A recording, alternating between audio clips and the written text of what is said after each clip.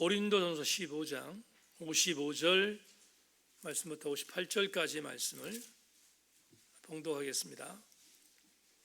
고린도전서 15장 55절부터 58절 말씀 보겠습니다. 제가 말씀을 봉독합니다. 말씀 봉독 끝나면 아멘으로 화답하시는 교우들 되길 바랍니다. 사망아 너의 승리가 어디 있느냐? 사망아 내가 쏘는 것이 어디 있느냐? 사망이 쏘는 것은 죄요 죄의 권능은 율법이라. 우리 주 예수 그리스도로 말미암아 우리에게 승리를 주신 하나님께 감사하노니 그러므로 내 사랑하는 형제들아 견실하며 흔들리지 말고 항상 주의 일에 더욱 힘쓰는 자들이 되라. 이는 너희 수고가 주 안에서 헛되지 않을 줄 알미라. 아멘. 아주 오래간만에 우리 살아계신 주 찬양 한번 드립시다. 부활주의를 맞이해서 함께 이 찬양 기름 부음 있게 찬양하겠습니다.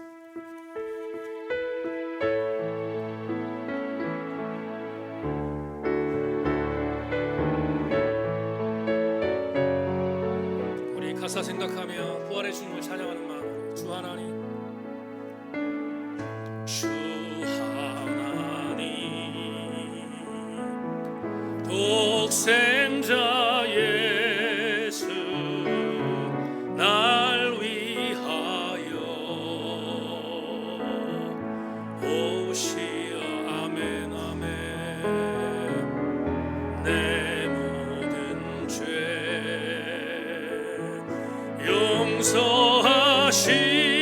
용서하시고 죽음에서 부활하신 나의 구세 아멘. 살아계신 주 나의 참된 소망 걱정 근심 전혀 없네.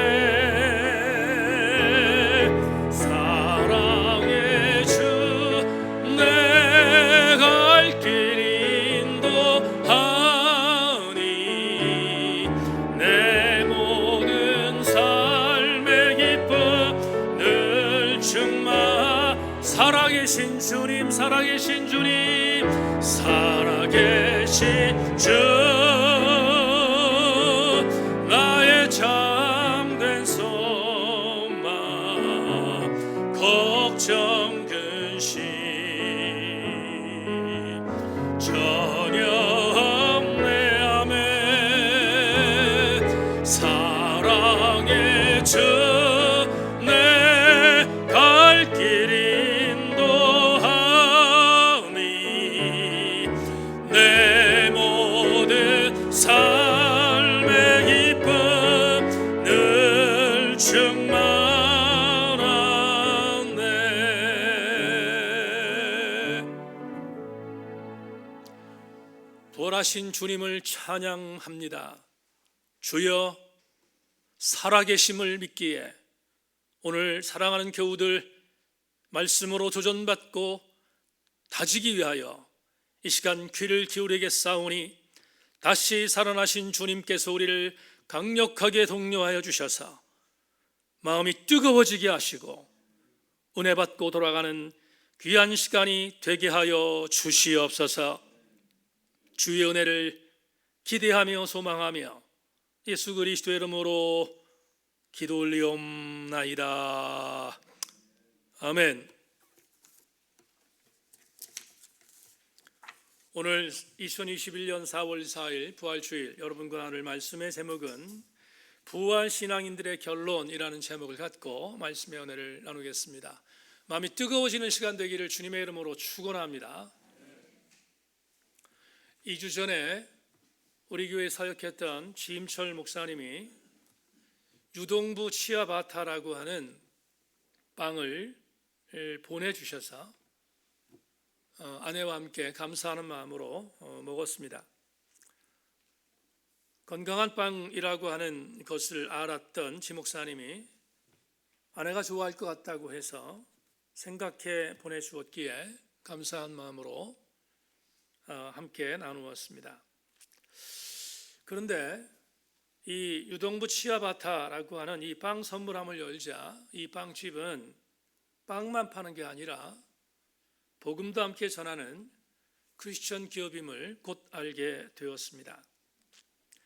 빵에 담겨져 있는 선물함의 안에 광고 전단지와 같은 복음의 문구가 들어 있었기 때문입니다.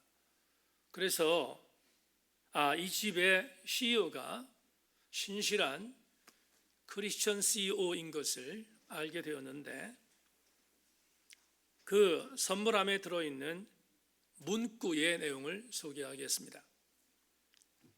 예수님이 나의 주인이신 증거는 역사적 사건의 부활입니다.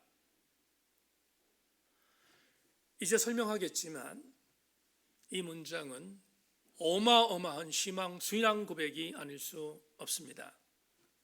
적어도 이 정도의 고백을 하는 사람이라면 명목적 그리스도인이 아닌 거듭난 신실한 크리스천임을 조금도 의심하지 않습니다. 이제 역사적 사건이라는 이 문구, 이 역사적 사건이라는 이 문구가 어떤 의미를 갖고 있는지에 대하여 조금 아프지만 우리 대한민국 현대사의 쓰라린 추억을 한번 되짚어 보겠습니다. 1980년 5월 저는 대학을 다니던 대학생이었습니다. 제가 거주하던 곳은 인천이었고요. 그리고 수도권에서 대학을 다니던 학생이었습니다.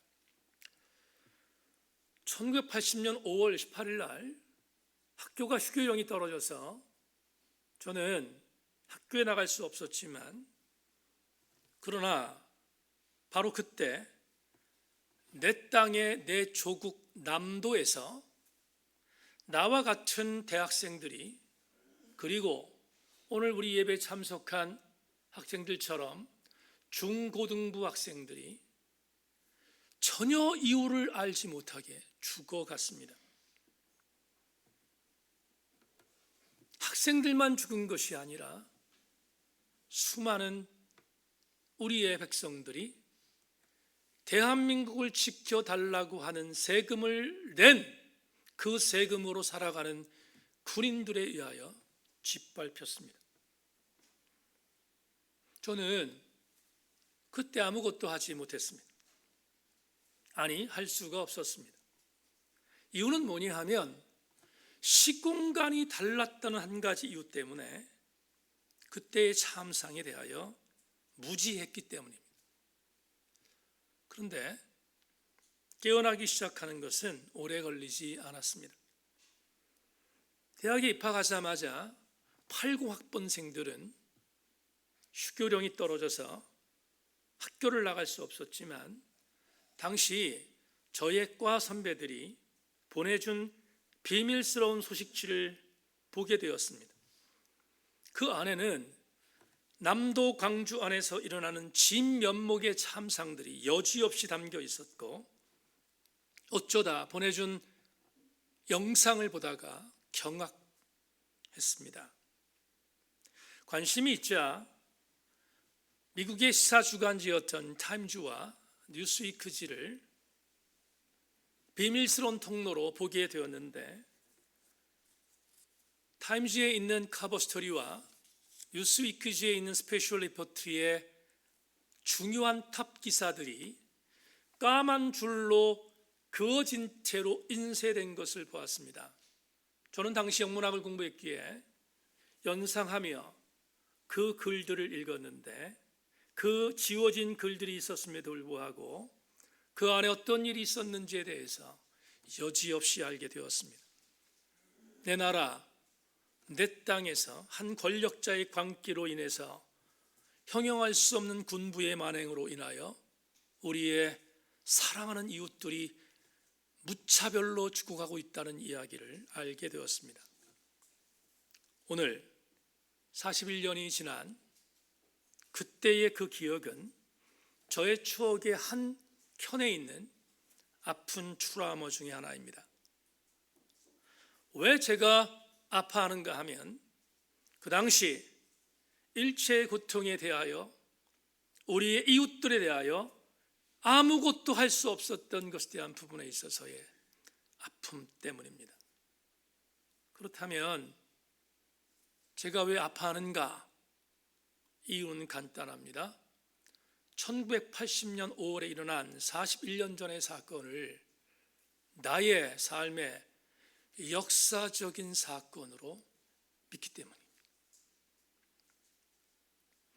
맨 부커상을 수상한 소설가 한강이 쓴 소년이 온다라는 책에서 한강이 에필로그에 썼던 글을 읽다가 부지하게 많이 울었습니다. 인간 존엄을 기억해내는 순간, 그 순간을 짓부시며 학살이 온다, 고문이 온다, 강제 진압이 온다, 밀어붙인다, 진 이긴다, 쓸어버린다. 하지만 지금 눈을 뜨고 있는 한, 응시하고 있는 한 끝끝내 우리는 이제 당신이 나를 이끌어 가기를 바랍니다. 당신이 나를 밝은 쪽으로, 빛이 비추는 쪽으로, 꽃이 핀 쪽으로 끌고 가기를 바랍니다. 이 글을 읽다가 정말 펑펑 울었던 기억이 생생합니다. 여러분, 41년 전에 남도 광주에서 있었던 일은 남도에 있는 사람들의 개인적인 사건이 아니라 41년이 지난 오늘도 나에게 생생히 살아있는 역사적인 사건인 것을 아는 자만 아파하고 체울할 수 있습니다. 영국이 나온 걸출한 역사자 E.H. 카가 그 유명한 What is History? 역사란 무엇인가라는 책에서 역사를 이렇게 갈파했습니다. 역사란 무엇인가라는 질문에 대한 나의 첫 번째 대답은 역사란 역사가와 그의 사실의 지속적인 상호작용의 과정, 현재와 과거의 끊임없는 대화라는 것이다. 이제 춘천의 CEO 빵집 사장이 내어준 홍보 문구에 대입해 보겠습니다. 예수님이 나의 주이신 증거는 역사적 사건의 부활입니다. 이걸 왜 제가 엄청난 고백이라고 말씀드렸는지 설명하겠습니다. 이 땅에 우리와 함께 공존하는 수많은 사람들 중에서 예수님이 부활하셨습니다 라고 말하면 AI가 신의 자리를 이미 꿰차고 있는 오늘 예수가 부활했단 말을 믿으란 말인가? 이 허무맹랑한 이 말을 믿으라는 말인가? 라고 콧방구 치며 말도 안 되는 소리를 하지 말라고 공격하는 시대가 오늘입니다. 일전에 설교한 것처럼 인간이 하나님, 호모데우스의 시대에 전설의 고향에 나오는 예수 그리스도의 부활을 믿으란 말인가? 성경이라고 하는 인간 최고주의 시대에 구닥다리 책에 나오는 그것도 대한민국이 아닌 이스라엘이라고 하는 지역에서 태어난 한 사람이 다시 살아났다는 말을 믿으란 말인가라고 공격하는 시대가 바로 오늘 우리가 살고 있는 시대입니다. 이들 전체는 한사코 예수의 부활을 신화화시킨다고 강조하는 오늘 시대입니다. 그런데 적어도 예수께서 나의 주인이신 이유는 주 예수 그리스도께서 부활했다는 것이 비신화의 팩트가 아니라 오늘 내 삶 속에서 광주 민주화 운동이 41년이 지난 오늘도 나에게 살아서 움직이는 것으로 믿는 것처럼 부활은 비신화의 사건이 아닌 역사적인 사건이라고 믿기 때문에 내 삶 현장에서 나는 구원받았다는 놀라운 사실을 인정하고 나는 부활의 증인이라고 고백하며 살아갈 수 있는 것은 너무 당연한 일이 아니겠습니까? 이 경우를 조금 어려운 말로 이렇게 표현합니다. 부활이라는 2000년 전의 사건을 오늘 2000년이 지난 나의 삶에서 살아있는 역사적 사건이라고 하는 것을 믿는 것을 조금 어려운 말로 이렇게 말합니다. 성경적 사건이 내 삶의 한복판에서 내재화된 사건이라고. 어렵습니까? 풀겠습니다. 아주 오래전에 미국 댈러스의 빌리지 교회를 심우하는 매튜 챈들러 목사가 쓴 완전한 복음이라는 책을 읽은 적이 있습니다. 이 글을 소개하면 무슨 의미인지를 여러분들이 이해할 수 있을 것 같아서 오랫동안 담아놓고 있던 이 문장을 여러분에게 소개하겠습니다. 우리는 우리를 꿰뚫어 보신 하나님 말씀에 지배를 받는다. 우리가 말씀 아래 앉아 그 말씀을 듣는 순간 하나님 말씀이 우리를 다스린다. 그 말씀이 모든 사람을 구원하는 것은 아니지만 그 말씀을 듣는 모든 사람은 자신의 자리를 찾아가는, 이 대단히 중요한 갈파입니다. 모든 사람은 자신의 말씀을 듣는 모든 사람은 자신의 자리를 찾는다. 이것이 위험한 이유는 하나님 말씀 선포가 인간 영혼을 좌우 어느 한 곳을 향하여 움직이게 하고 이 둘 중에 하나가 하나님의 은혜에 대하여 그 마음이 굳어지는 것이기 때문이다. 이것은 누구도 취미로 교회를 다닐 수 없다는 말이다. 즉 중간 지대에 있는 사람은 없다. 챈들러 목사의 이 이야기를 오늘 부활주일에 맞게 적용하면 이것입니다. 교회 안에 있는 사람들은 둘 중에 하나입니다. 아니, 폭넓게 더 외연을 확장하여 말합니다. 오늘날에 살고 있는 사람은 둘 중에 하나라는 것입니다. 하나는 부활을 믿지 않는 사람과 또 하나는 부활을 믿는 사람, 둘 중에 하나라는 것입니다. 중간지대는 없습니다.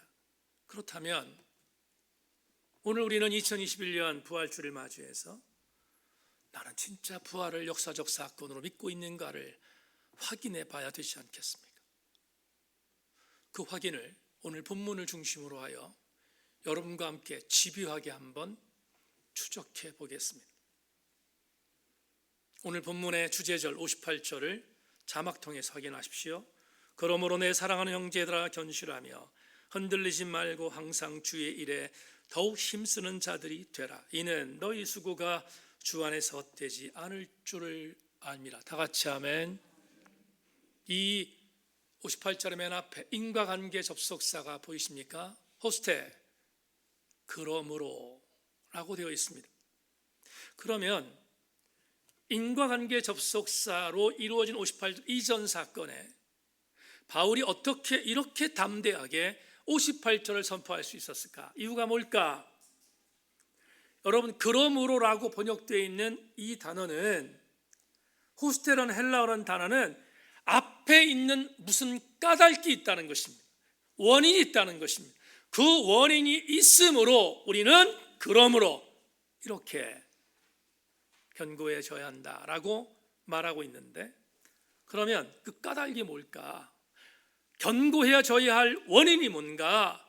그 원인을 우리가 너무 잘 알고 있는 고린도서 15장의 부활의 메시지 3가지만 여러분에게 발췌해서 선포하겠습니다. 사랑하는 여러분, 살아계신 하나님 말씀이 특별히 오늘 부활주일인데 부활주일의 말씀이 선포되면 여러분 가슴으로 소리내어 아멘해 주실 수 있기를 주님의 이름으로 부탁합니다. 고린도서 15장 13절로 14절, 만일 죽은 자의 부활이 없으면 그리스도도 다시 살아나지 못하셨으리라. 그리스도께서 만일 다시 살아나지 못하셨으면 우리의 전파하는 것도 헛것이요 너희의 믿음도 헛것이니라. 19절로 20절, 만일 그리스도 안에서 우리가 바라는 것이 다만 이 세상의 살 뿐이면 모든 사람 가운데 우리가 더욱 불쌍한 자이리라. 그러나 이제 그리스도께서 죽은 자 가운데서 다시 살아나사 잠자는 자들의 첫 열매가 되셨도다. 55절 56절, 사망아 너희 승리가 어디 있느냐? 사망아 내가 쏘는 것이 어디 있느냐? 사망이 쏘는 것은 죄여 죄의 권능은 율법이니라 라고 말합니다. 그렇다면 바울은 주님의 부활을 자신의 신앙 속에 내면화시켜 자기의 신앙 안에 부활을 내재화시켰던 우리의 선배이지 않겠습니까? 다시 부활을 비신화의 사건이 아닌 역사적 사건으로 믿고 있는 믿음의 선배가 바울이지 않겠습니까? 바울은 고린도전서 오늘 본문을 주 52년부터 53년경에 썼다고 강의하면서 말씀드렸습니다. 주님은 약 33년부터 35년 사이에 십자가를 지셨다고 학자들이 말합니다. 그러면 이 글이 쓰여졌던 때로부터 20년 전 사건이 예수 그리스도의 부활 사건입니다. 또 한 가지 주목할 것은 학자들은 사도 바울의 심 사건을 주 39년 이전으로 봅니다. 그렇다면 주 39년 이전으로 본다면 예수님이 부활하셨던 사건에 대한 부분이 사도 바울의 회심 사건과 더불어 아무리 못 잡아도 10년 전 사건으로 우리는 해석할 수 있습니다. 그렇다면 주님의 부활 사건이 20년 후, 본인의 회심 사건 10년 후 고린도전서를 기록했을 터가 분명한데, 바울이 이런 시간적인 갭을 뛰어넘어 예수 그리스도의 부활이 나의 역사적 사건으로 믿게 되었다고 신앙으로 내재했던 사건은 우리에게 어마어마한 도전이 아니겠습니까? 왜? 2000년이 지난 오늘 우리도 예수 그리스도의 부활의 사건이 내 신앙의 내면 안에서 내재화될 수 있다면 그분의 부활은 오늘 우리에게도 역사적인 사건으로 생생히 살아서 움직이기 때문입니다. 사도 바울은 이 분명한 믿음을 갖고 있었기에 오늘 본문 57절에서 고린도 교회 성도들에게 이렇게 말합니다. 우리 주 예수 그리스도로 말미암아 우리에게 승리를 주시는 하나님께 감사합시다. 그리고 클라이맥스로 오늘 58절에서 사도 바울은 이렇게 강력하게 선포합니다. 그러므로 내 사랑하는 형제들아, 견실하며 흔들리지 말고 항상 주의 일에 더욱 힘쓰는 자들이 되라. 이는 너희의 수고가 주 안에서 헛되지 않을 줄 알미라. 세 가지를 말합니다. 견실하라, 흔들리지 말라, 더욱 힘쓰는 자들이 되라. 이 신앙을 갖고 있는 자들이 예수 그리스도의 부활의 사건을 내 신앙의 현장 안에서 내재화시킨 부활 신앙의 결론인 것을 믿으시기를 주님의 이름으로 소망합니다. 수고라는 단어가 나왔습니다. 헬라어 코포스의 번역입니다. 이 코포스는 살점이 떨어져 나갔을 때 당하는 고통입니다. 크로스의 팔기생들과 공부하면서 사두개파가 어떤 종파인지에 대해서 공부했습니다. 우리 크로스를 공부 한번 하고 기억하실 줄로 믿습니다. 사두개파 부활을 믿지 않았습니다. 영생을 믿지 않았습니다. 그러니 예수 그리스도의 부활을 믿겠습니까? 사두개파 사람들은 절대로 믿지 않습니다. 그런데 이 고린도 교회 공동체 안에는 디아스포라 출신의 사두개파의 성향을 갖고 있었던 그리스도인들이 허다했습니다. 그렇다면 사두개파의 사람들이, 사두개파의 성향이 있었던 그리스도인들이 부활을 말하는 것에 대하여 말하는 다른 고린도 교회 공동체의 사람들에게 콧방 느꼈을 것입니다. 같은 공동체 안에 있었지만 부활을 말하고 있다는 것, 사도 바울의 부활을 말하면, 아니 예수 그리스도의 부활을 말하면 콧방귀 꼈습니다. 그래서 숨은 듯이 신앙생활하며 부활을 믿을 수밖에 없었던 저들을 향하여 사도 바울이 담대하게 말합니다. 뭐라고? 견실해라, 흔들리지 말아라, 그리고 힘쓰는 자들이 되라. 왜냐하면 예수 그리스도의 부활을 믿는 자들을 향하여 우리 주님께서 너희에게 승리를 주실 것이며, 주 안에서 이런 코퍼스 수고를 행하는 자들에 대하여 절대로 너희들의 삶이 헛된 것이 되지 않을 것을 내가 너희들에게 약속한다고 말하고 있습니다. 오늘 저는 우리 교우들과 부활의 현재성에 대하여 나누고 있습니다. 2000년 전의 사건이 오늘 나의 신앙 현장 안에서 현재화되며 내재화됐다는 사실이 무엇인지에 대하여 여러분과 함께 나누고 있습니다.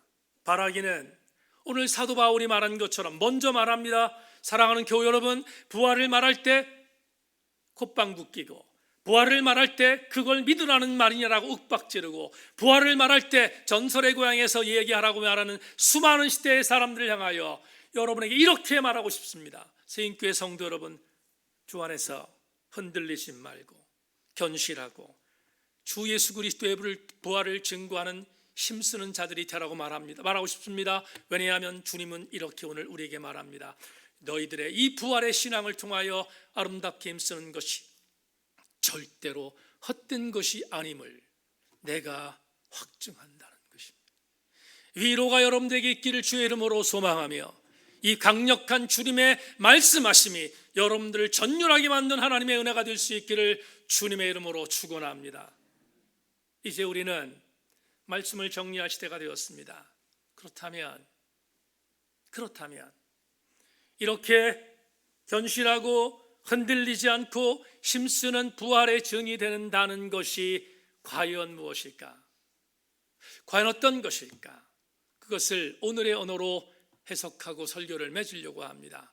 그러기 위해 여러분들에게 성경 한 구절을, 내증에 있는 성경 한 구절을 소개하기를 원합니다.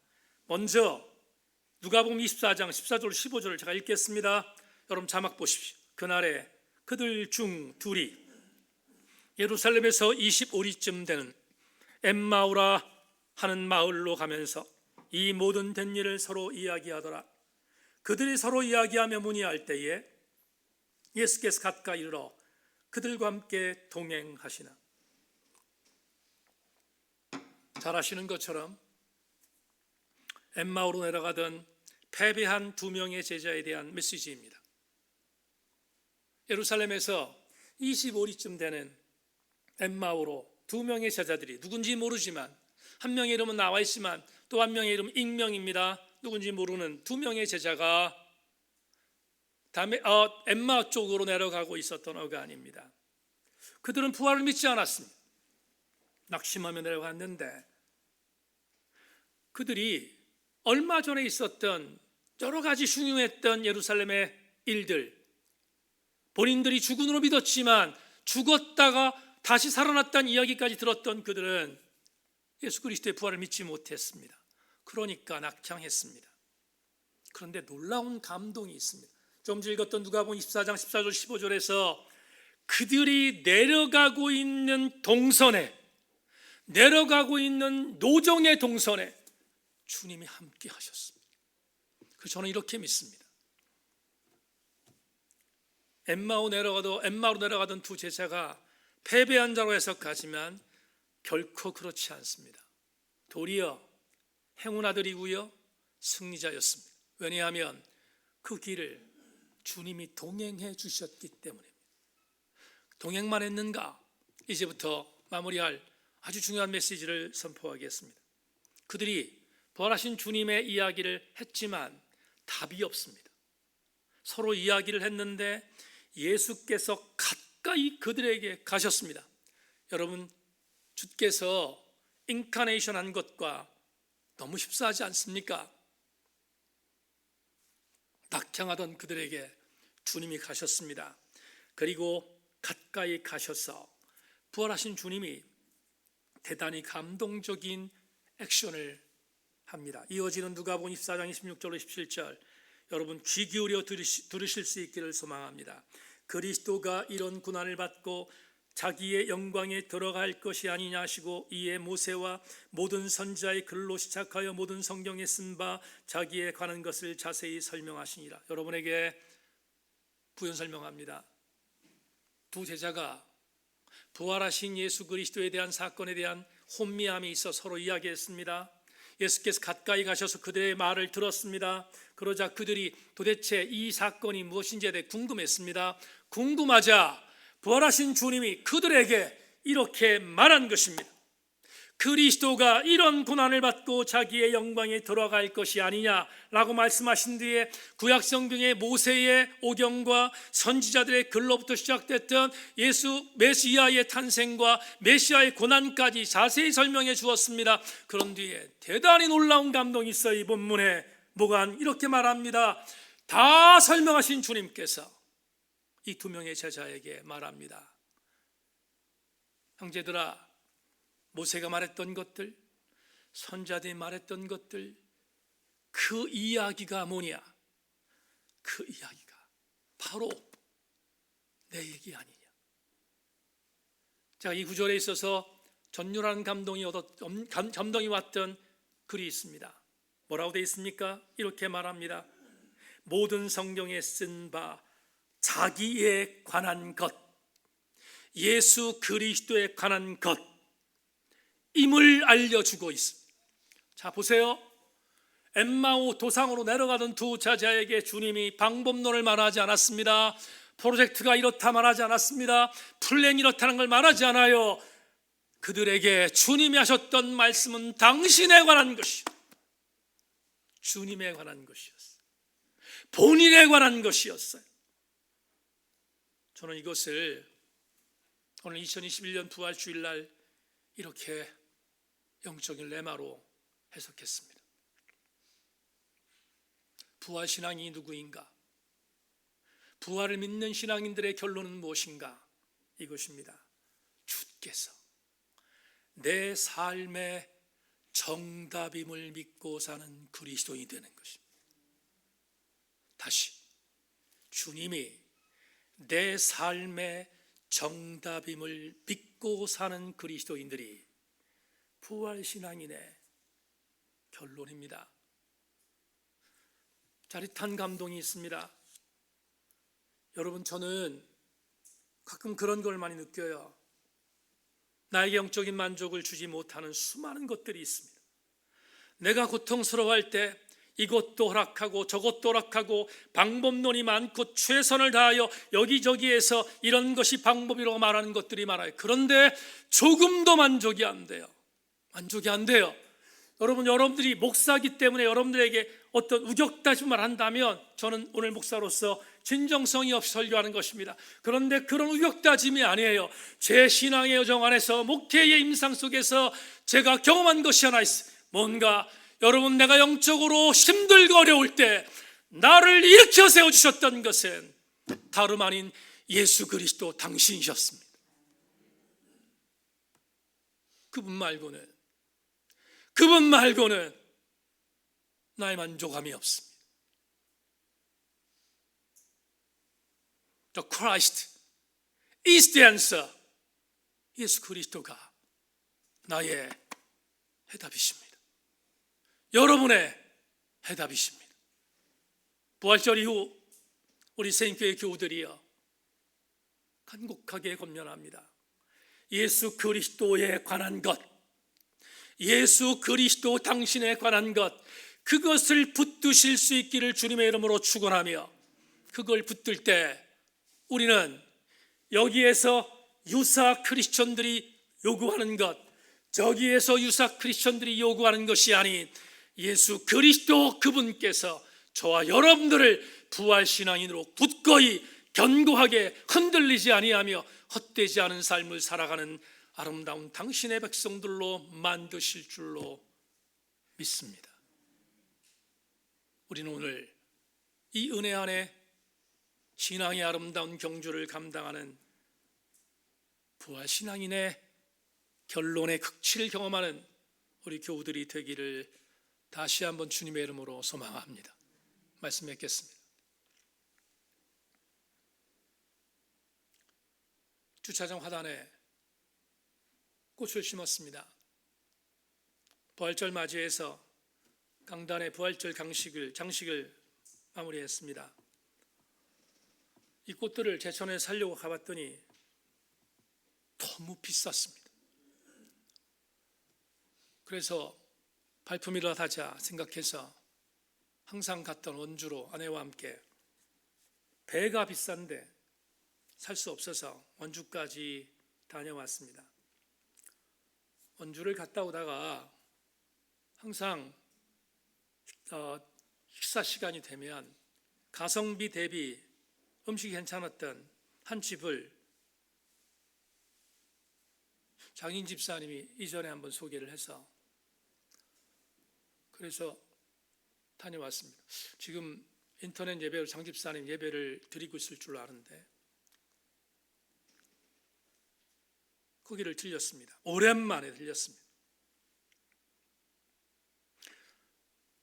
기억에 그 식당은 가성비 대비 음식이 너무 괜찮았습니다.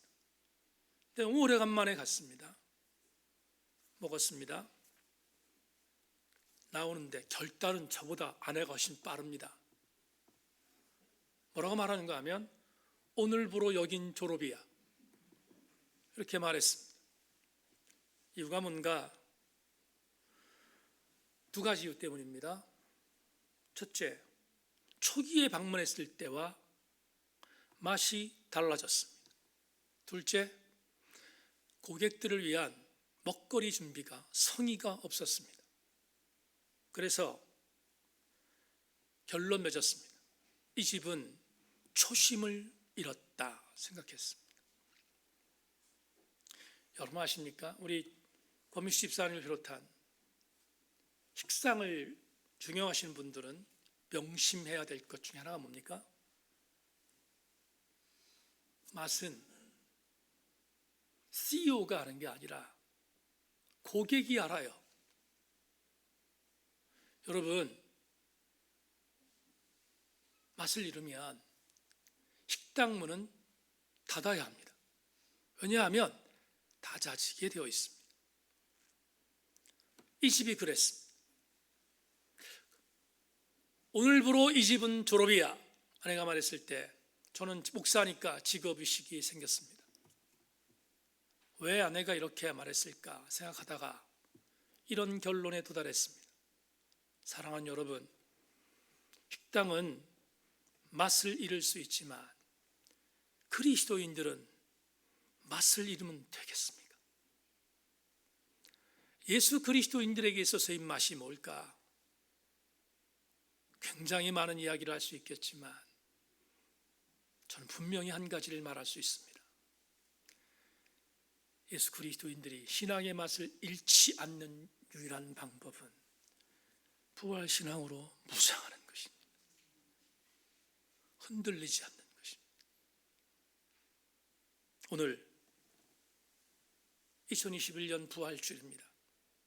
팬데믹 상황 속에서 잘 달려오셨는데 끝까지 58절 말씀처럼 흔들리지 않고 헛되지 않은 삶을 구가하는 유일한 신앙인들의 결론은 부활신앙을 갖는 것임을 명심하고 이 맛을 잃지 않는 우리 세인교회 성도들 되기를 소망하고 함께 부활신앙인으로 무장하여 끝까지 잘 경주하는 저와 여러분 모두가 되실 수 있기를 주님의 이름으로 소망합니다. 찬송가 161장 하나님께 찬양하겠습니다. 161장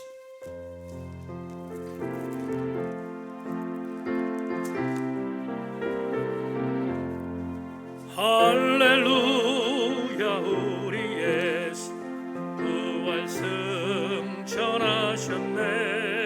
세상 사람 찬양하 천사와 나바보다 구주 예수 부활하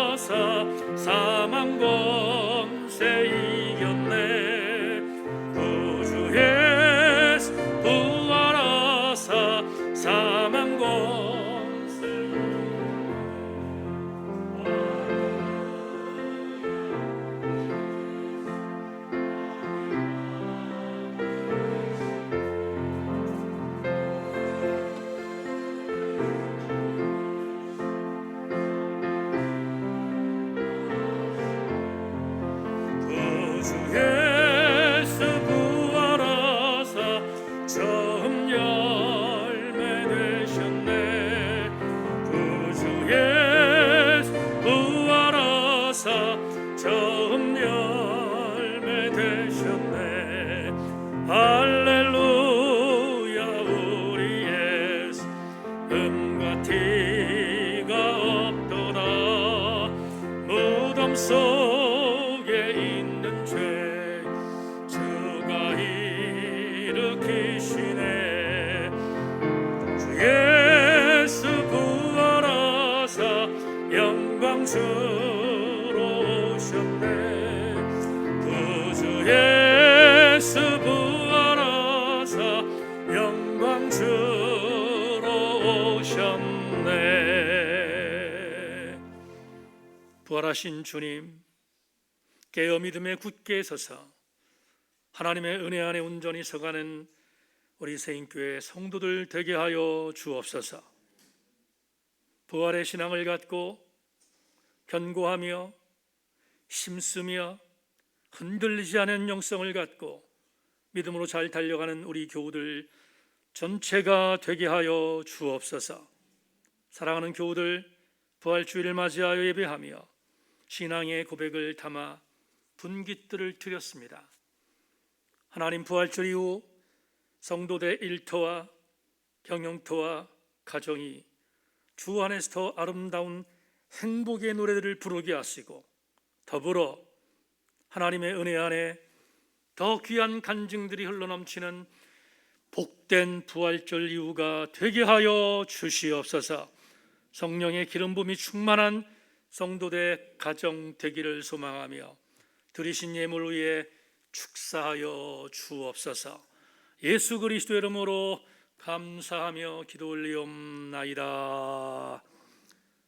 아멘. 다 같이 자리에서 일어나셔서 오늘은 주기도문송 찬양하지 않고 160장 찬송하고 축도하겠습니다.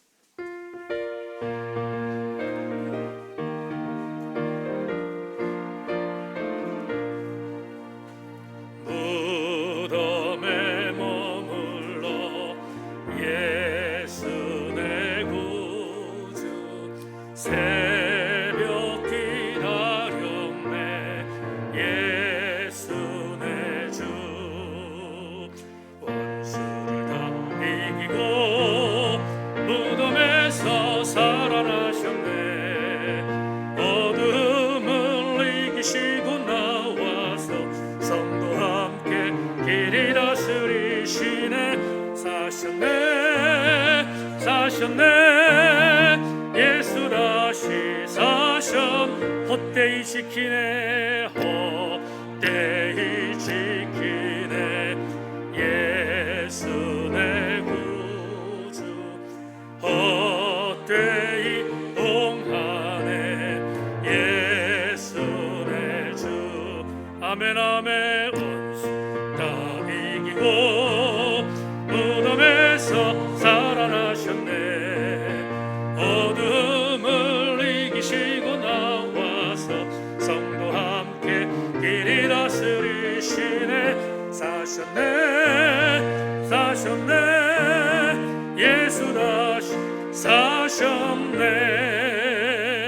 거기 못 가두네. 예수 내 구주 우리를 살리네. 예수 내 아멘 아멘. 원수를 다 이기고 무덤에서 살아나셨네. 어둠을 이기시고 나와서 성도와 함께 길이 다스리시네. 사셨네 예수 다시 사셨네. 지금은 주 예수 그리스도의 은혜와 하늘아버지의 극진하신 사랑과 성령님의 감동 감화심의 은혜가 흔들리지 아니하는 영성은 부활의 믿음을 갖고 사수하며 달려가는 것임을 분명히 깨달았사오니 주여, 내가 부활신앙인의 결론으로 예수가 나의 정답인 것을 믿고 살아내겠습니다. 결심하며 돌아가는 우리 모든 교우들, 머리머리 위에, 가정 위에, 범사 위에, 그리고 이 나라의 민족 위에, 그리고 아픔을 당하는 미얀마 위에 지금으로부터 영원토록 함께 계시옵기를 간절히 축원하옵나이다. 아멘, 아멘.